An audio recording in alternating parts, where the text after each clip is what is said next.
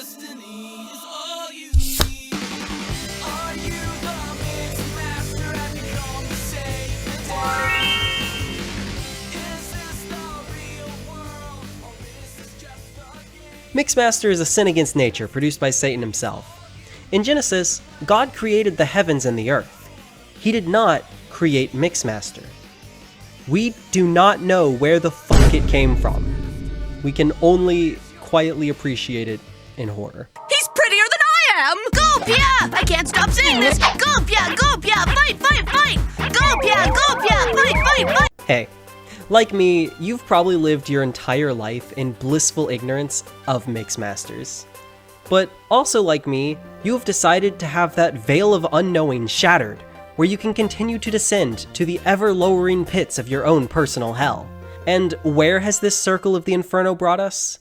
Well, my ex-friend Fox, who introduced me to this show, would like to present his findings, because I can't be bothered to fucking do it.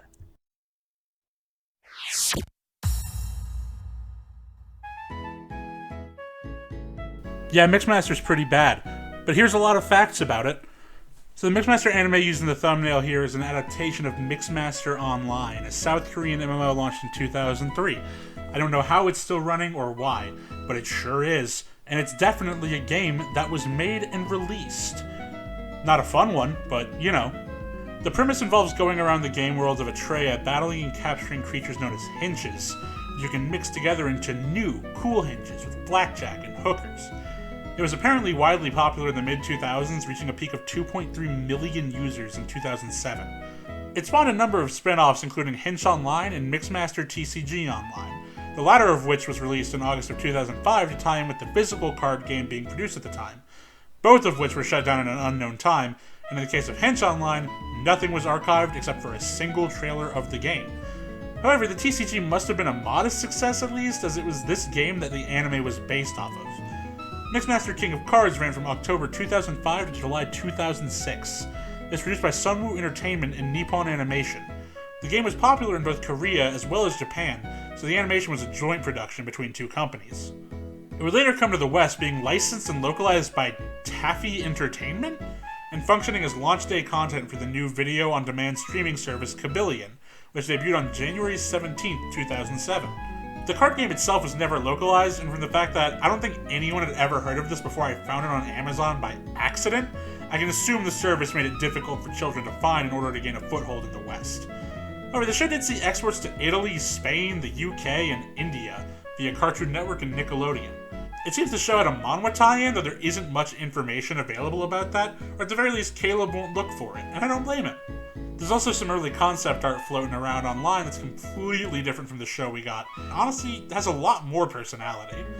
The show follows four main characters: Dit, Pinril, Jin, and Poi, based on the four classes from the original game. Like, literally based on them. It's named after them. I don't know if they changed the classes later or if they named the characters after the classes. It's really weird.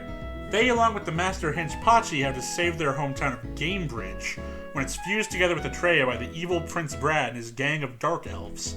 Despite its obscurity, the game is still running to this day, and only 4 years after the ending of King of Cards, Mixmaster Final Force was released, known as the strongest combination Mixmaster in South Korea. The show's kind of a soft reboot, with a new cast of hench and friends surrounding Dit, who has since had his memory erased after the events of the first Mixmaster for reasons that don't really make sense, but we'll get into that later. The show also corresponded with an AR card game, though it's unknown if this was a continuation of the previous game or an entirely new one. The show itself ran for under a year again, ending in March 2011. It was stuck in licensing hell for 6 years, but eventually was launched on Kabillion in 2017 by the now rebranded Splash Entertainment. Both seasons have since somehow made it to Amazon Prime, like I mentioned before, and that's where I found it, and forced Caleb to watch it. So I'm gonna let him talk about the actual content now. Goodbye. Yeah! The pin is actually on fire, Mr. Blaster? That's just a visual metaphor.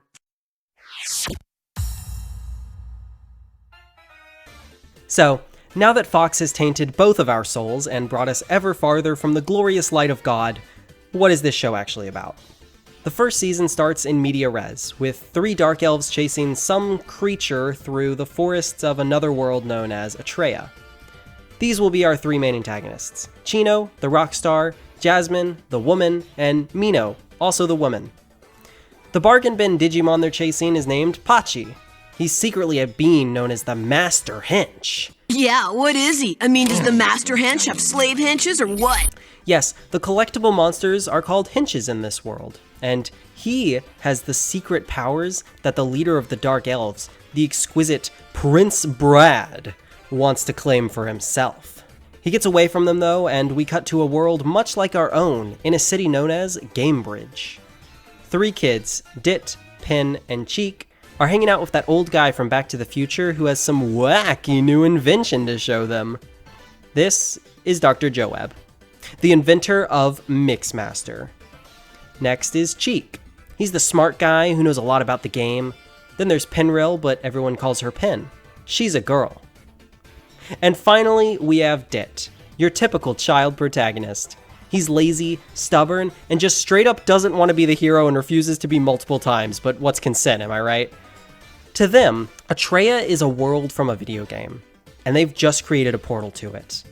Only the portal blows up and Pachi appears. Back in Atreya though, Prince Brad is cranky, so he tries to open a portal to the real world. But it backfires, and he ends up merging the virtual world and the real world. And if you die in the real world, you die in real life. The backgrounds are full of crazy inventive fusions of modern city architecture and magical fantasy plants such as one single mushroom and a vine. Henches are running around mad, but fortunately, Dr. Joab has a gun just for such an emergency. Do it, Dit. Shoot him. Save the city. It's the only way! The gun mixes henches to battle for him. The rules follow that of the online TCG, where you can only mix a card of the same rank and or species. The rules aren't very clear. Dit creates a really ugly bug, and then some fairy shows up and tells him he's the hero. This is Poi. She just survived a holocaust. From there, the first half of the show follows a pretty predictable formula. One of the three Dark Elves will arrive to cause mischief, the kids will befriend a new hench, and this hench will be mixed to create a stronger hench that wins them the fight. Eventually, Cheek and Pin become Mixmasters as well as a fourth guy, Jen, who starts off hating henches. Now, they are all Mixmasters, but they're not to be confused with the Mixmaster, who is actually the hero of legend who will one day save the world. The Mixmaster is said to be a slacker. Hey, Slifer Slacker. And he must be chosen by the Master Hench. However, no one knows that this is Pachi, and Pachi refuses his role due to his brother, the previous Master Hench, being killed in a battle with the Wraith of the Lost World. And can we just stop for a minute and appreciate this man? Pachi, if you're watching this, that means I'm no longer in this world. I know you'll understand. My brother!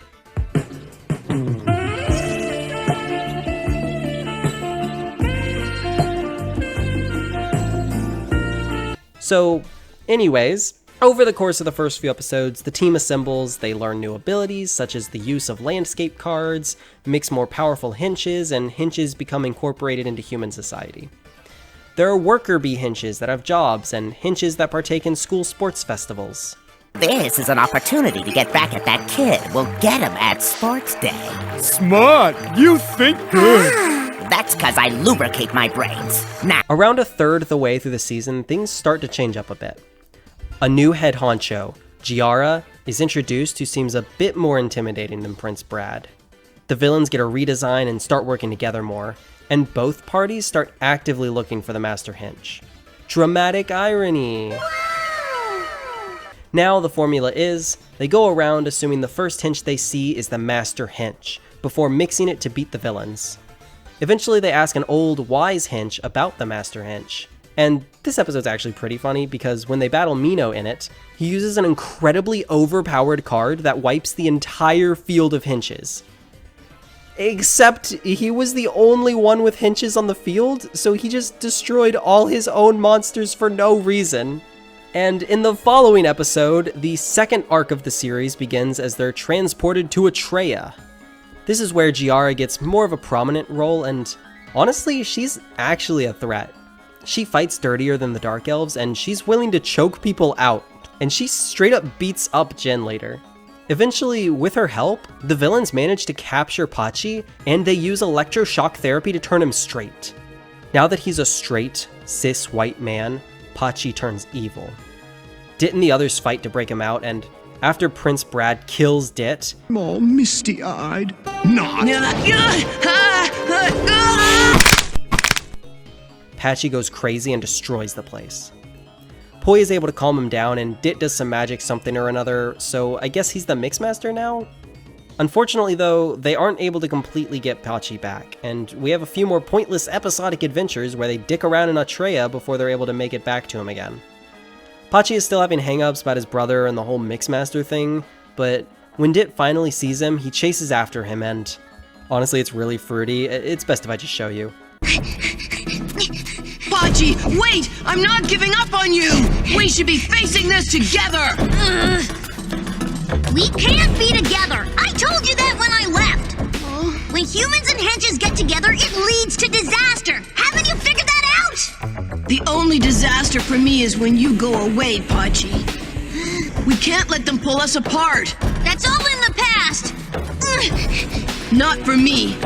I don't believe that's what you want either! But it's not enough. Giara gets to Pachi and gives him a hat that's so ugly he turns evil again over it. This is where the climax begins. It's where I'm climaxing.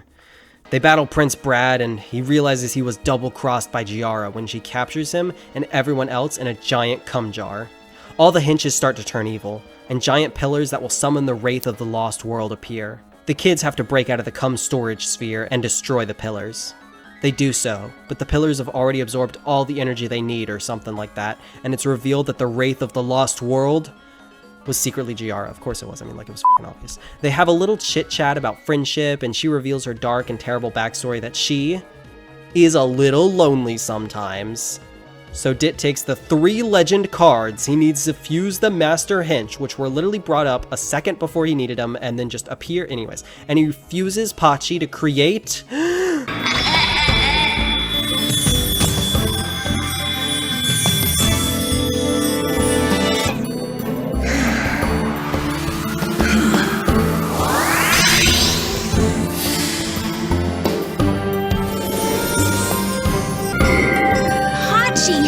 He's transforming!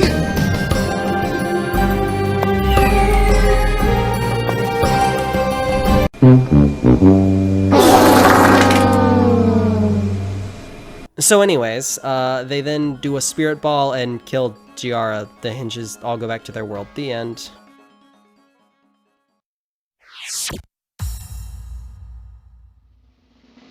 The characters are bland. The heroes have very little going on aside from Jin and Dit. Cheek is just some smart guy, and Penril, I don't even know anything about her after watching the whole show, to be honest. And the protagonist is just really lame. Dit does not want to be the hero, and that's not so bad a starting point, except he stays vehemently against it for the majority portion of the season. His friends have to force him into it most of the time, which just is not interesting. He should choose to be the hero. Let your characters make choices. And it turns this way near the end when he's motivated to act in order to save Pachi, but even this is barely justified. There is one episode where they fish and bond a little bit, but for most of the series, Pachi is just a jerk to everyone, and he and Dit are constantly at each other's throats. On the topic of Pachi though, his character is practically useless for most of the series. He doesn't do anything except serve as a living MacGuffin. He literally sits in a coma for an entire arc, while Dit and his friends muck about for a while and nothing of value is lost. Poi gives all the Mixmaster exposition, and Pachi doesn't even battle as Dit's main hench or anything. He only exists for dramatic irony, and it gets so unbearable later on when characters drop hints that are clearly talking about him, or even when they see him act as the Master Hench and still don't figure it out. Jin at least has something of a competent character arc. He starts out racist against henches, but then he not that. He also has a sensitive side because he likes a doll. He has this in common with one of our villains, Mino, who has a feminine nature that gets more flanderized as the show goes on. Actually, the best part of the show is the villains. They're very goofy and cheesy, but in a mostly fun way. Prince Brad is incredibly flamboyant and fun, and Chino is a quirky rock star who isn't afraid to be himself. So unafraid, in fact, at one point, he dresses up as a little girl as a plot to try and trick Dit. Hey, when you're hot, you're hot. Of course, the person he is dressed as is Poi, another member of our main cast. She comes from the elf realm, where her parents died from an attack by the Dark Elves. She was sent to find the Mixmaster. She believes it's Dit, and is justifiably incredibly horny for him early on. Let's face it, he's hopeless. He'll never be a real hero. He's my hero. But that plot point is never again brought up in the series. She has some magic that can Deus Ex Machina them out of any situation, but other than that, she doesn't serve to do much more than give exposition. Other dark backstory havers include, curiously enough, Dr. Joab. He's a very zany character who makes random inventions that often don't help the situation. Apparently his grandfather was once a Mixmaster from Atreya, and so he wanted to be a Mixmaster too, but he was never able to achieve it. Finally, there's Giara, who is an actual threat most of the time, but her motivation is ridiculous. She feels lonely, so she just wants to wreck shit whenever she's summoned. I mean, like, thematically, it makes sense, I guess. You know, it's friendship versus not friendship, but it's so shallow. The production. Oh, the production. The show is animated in Microsoft PowerPoint with the budget of a dime novel. It makes Pokemon Indigo League look like Demon Slayer with the way the characters stand around talking or are otherwise clicked and dragged around the scene. The compositing is also really bad. The music is boring and never sells the mood. And the dialogue is incredibly bad and unfunny. How about a little chain reaction? With one exception in episode 17. What's next, J-Mine? Screaming's next. That is the only good joke in the whole series. There you go. The localization also was not helping anyone. What? I reassembled that remark. But the writing itself is just bad. The plot feels like it's stagnating most of the series, and it's incredibly draining and confusing to watch. I hate Moncart. Watch that video, please watch it. It's really good. Watch the video, watch the video, watch it. But at the very least, it was fun to watch, and the plot was always moving forward. The designs of the monsters in the show as well range from complete misses to barely passable. Every monster is either straight up ugly or looks like it should be an AI-generated background character. And that's not even to mention the incredibly underwhelming design for what's supposed to be the ultimate hench. But at the same time, there are some areas where it's clear someone at least kinda cared. Like, in the background of episode 5, Prince Brad is playing the actual discontinued card game, and honestly, the villains do have a lot of personality behind them. I think artists always want to try and make something fun for the fans, but in the cases of toy anime, they're usually tied down with shoestring budgets and corporate demands to play it safe. And a shitty plot.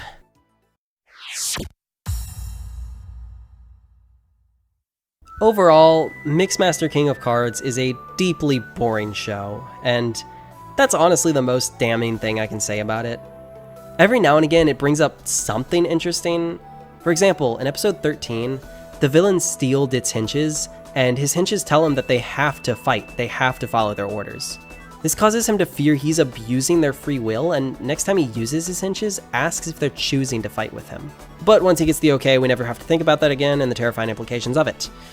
Honestly, this show feels like a cartoon that would be animated just to be in the background of another show. It feels like it takes inspiration from a lot of other toy anime, but only the worst parts from them.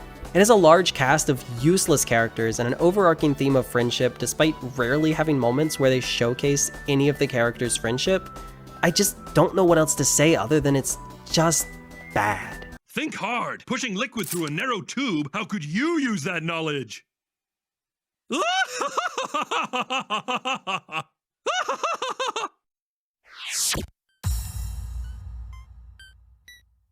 But of course, it doesn't end there. Oh, how I wish it ended there. So, during my watch through of King of Cards, Fox was telling me about the second season. Apparently, it has a higher rating on IMDb. Apparently, the art looks better, and it has cool effects. Apparently this, and apparently that, and well, apparently, oh my god, how is it worse?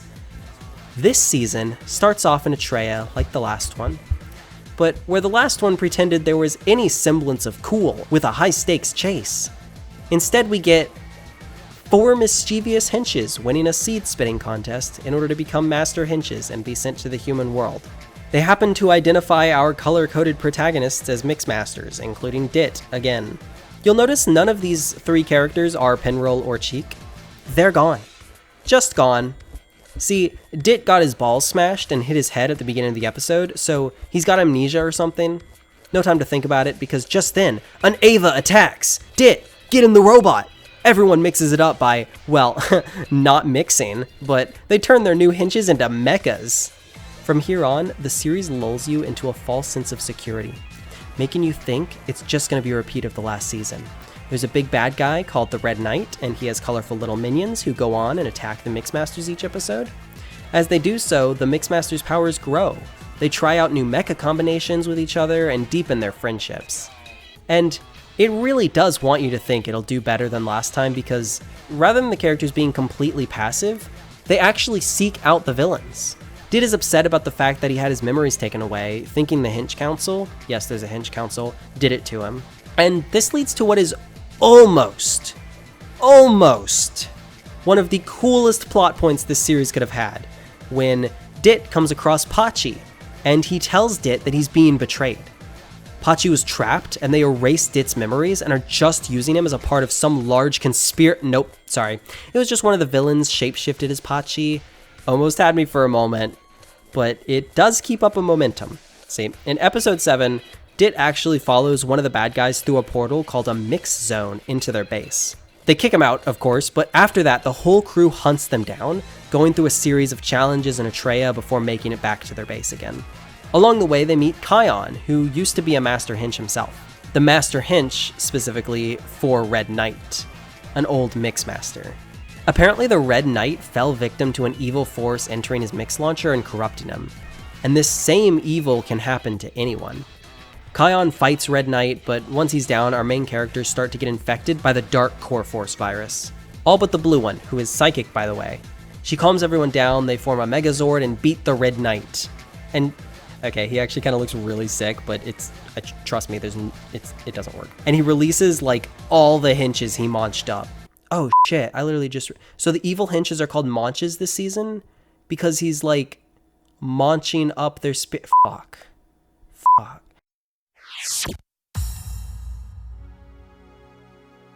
Now, if the season ended there, it probably would be better than the first one. Mostly because it would be shorter than the first one. But we are in for the worst arc in the entire series. I haven't given much attention to the characters yet, and that really is a disservice to the show because this season differs from the last in that it is very much character-focused.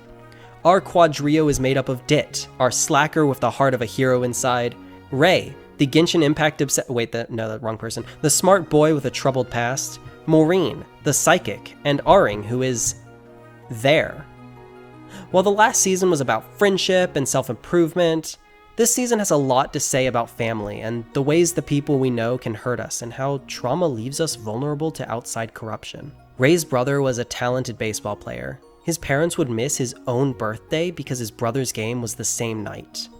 He was jealous of his brother, and yet his brother still died to protect Ray during a car accident. That's right, they kill someone in this show. Now, Ray's birthday is a sore spot for him, and his relationship with his father is strained. He wants his approval and is embarrassed with all this hench nonsense when it comes home with him. Nice lighting. It's his mixed feelings about this and his brother that will allow the next major villain, the Blue Fox, to corrupt his mind by pretending to be his brother. Maureen is a psychic. She has been bullied for her ability to see the future but never prevent it. She lives with her grandmother as her mother mysteriously disappeared before she was born. She disappeared during an accident while researching core force energy, the energy inside all living beings that allows henches to mix. In doing so, the eventual final villain was created, Root, a being made of pure core force. Throughout the series, there's been a motif of babies. Babies symbolize life, family, growth, and they are the form Root takes.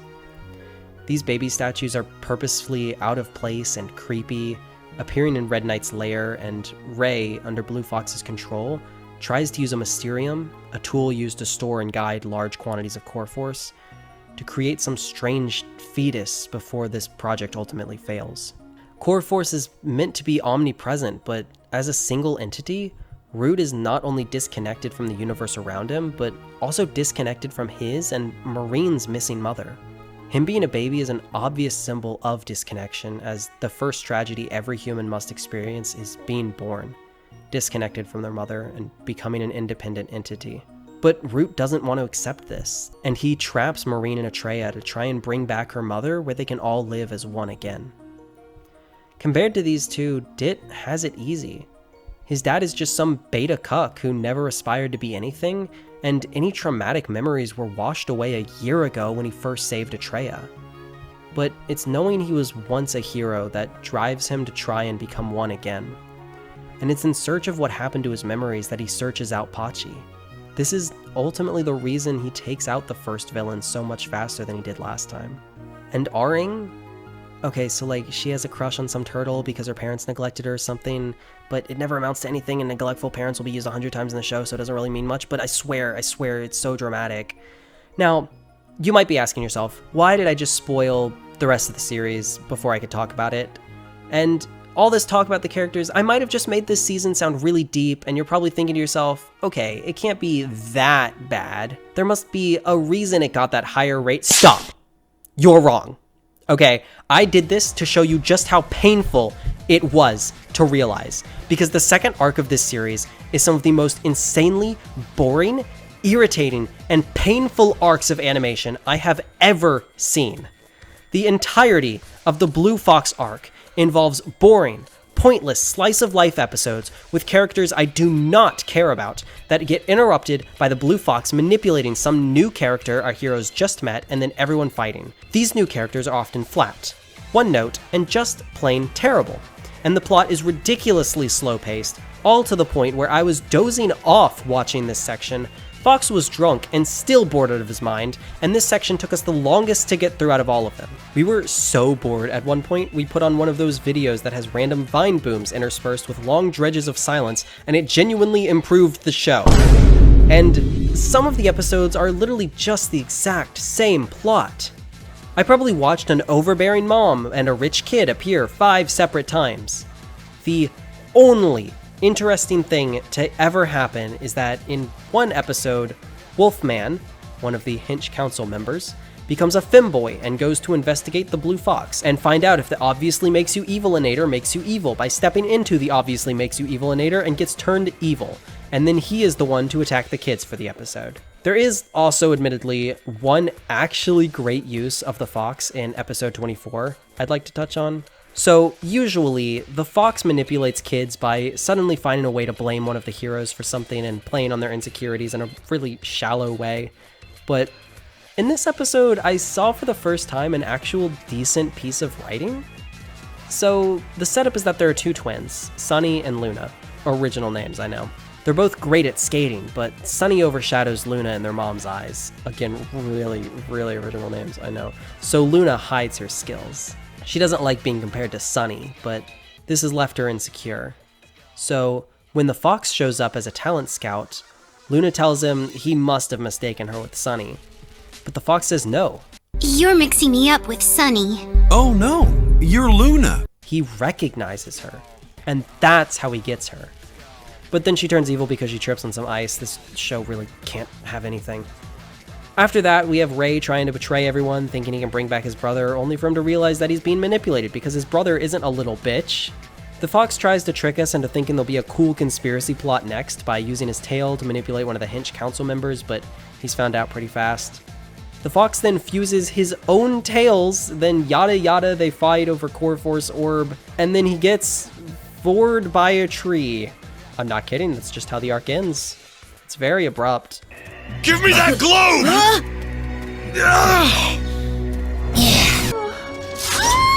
Butterfingers.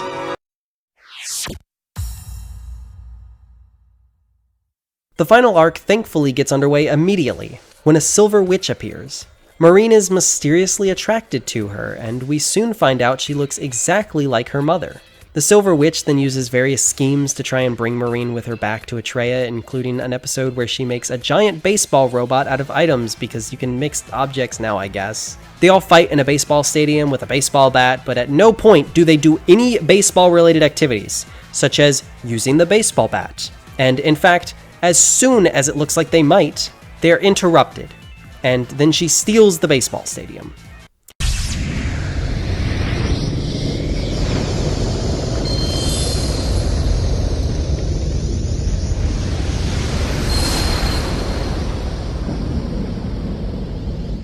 Eventually, though, they quickly defeat the Silver Witch, and she drops her baby staff, which turns into a baby. This is Root. Root reveals that he's trying to bring Marine back to Atreya, thinking it will make his missing mother return. And this is somehow related to an old children's story their mother read them, involving a red knight and a blue fox. Oh, and Dit becomes Kirito for a little while. He has a whole psychoanalytic experience inside Kirito with some symbolic skeletons that want him to stop being a slifer slacker. Whatever, he gets his body back soon. Root kills Marine. He Godzilla's the city. My SWAT team is called Raw Naked Power. They will expose themselves to any danger. All right, mount the attack. Fire!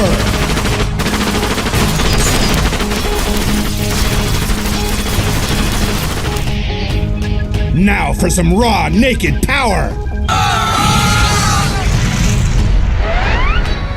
What? That was your raw, naked power? Exposed to any danger? That's not funny. And the whole world does another spirit bomb to defeat Root. Oh, and the real Pachi is there. It's not important. It turns out all they had to do was read Root the rest of the story. And when Marine does, he commits suicide, splitting his body back into its constituent core force. And then her mother comes back, so the only way to be with her mom is for him to kill himself, but if he just... What? We see where all the characters end up, and Pachi is doing minimum wage labor. Get your cold drinks! I think he's happy. And then the fuckers have the nerve to tease a season 3. Come on! We need you. Clean up? Whip it! Whip it! Compared to the last season, I have to give credit to the writers for trying to flesh out the characters more. I mean, I can't say what Penroll's political leanings are, but I know that Aring is a fascist. Just want to know why? Because I'm going to unite the whole world into one giant country! And then I'll be the supreme leader, Her Majesty Queen Aring! Dit's character is still pretty inconsistent, but at least this time it makes a little more sense as he's confused and angry about his memory being lost. And while the characters get more focus, their henches, which are arguably just as, if not more important than them to the sell of the show, barely got an afterthought. I think Dit and Ray's henches are okay, but Marine and Aring's are just... ugly. Ninon's wet. Dude, I don't even remember their names. All the henches are still ugly, this hasn't changed. Although I can say a lot of the background ones just look generic now instead of just straight up awful. The show also changes a lot of the lore around the henches. For example, now apparently you can mix just random animals, and even just objects like the baseball episode. And it's weird that the mechas are called mixes despite no mix occurring. Maybe they were mixing the core force, but mixing it with what? I don't know. The show also has some questionable episode choices this season. For example, episode 7 is literally the exact same plot as an episode from season 1 where a bunch of plants come in and start mind controlling them. And what the fuck are they this time? There's also the extremely questionable episode 12 where they go to a town full of henches that just look like racist depictions of black people who are Red Knight's slaves. And it gets worse, but I really don't want to talk about that one. So instead, let's talk about the production for this season. While the animation is objectively better, and the art style is a lot more unique, it also just feels a lot more generic this time. The characters also often look weird with these long necks and honestly just kind of boring designs.